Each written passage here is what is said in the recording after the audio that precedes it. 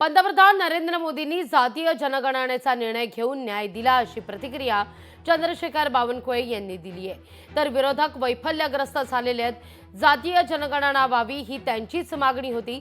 जनगणनेमुळे देशात झालेली घुसखोरी समोर येईल असं राधाकृष्ण विखे पाटील यांनी म्हटलंय।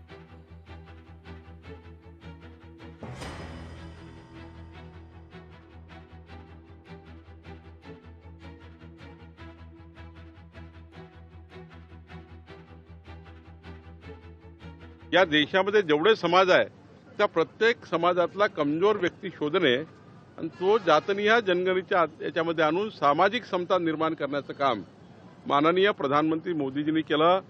सुवर्ण अक्षराने लिहिला जाईल।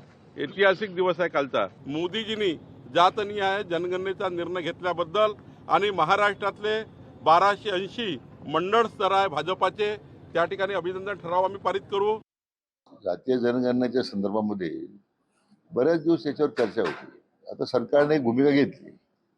आता त्याच्यावर पुन्हा का टीका करतो म्हणजे मला वाटतं जे विरोधक एवढे वैफल्यग्रस्त झालेले आहेत की त्यांना कुठलाच मुद्दा मिळत नाही। आता जातीय जनगणनेच्या संदर्भात त्यांचीच मागणी होती ती आता सरकारने स्वीकारली आणि त्याच्यामुळे आज देशातल्या सगळ्याच राज्यांमध्ये ते होणार आहे। त्याच्यामध्ये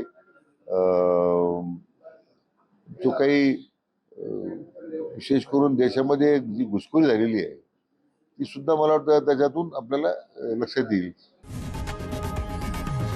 लोकशाही मराठी ऐका, पहा, जागरूक रहा।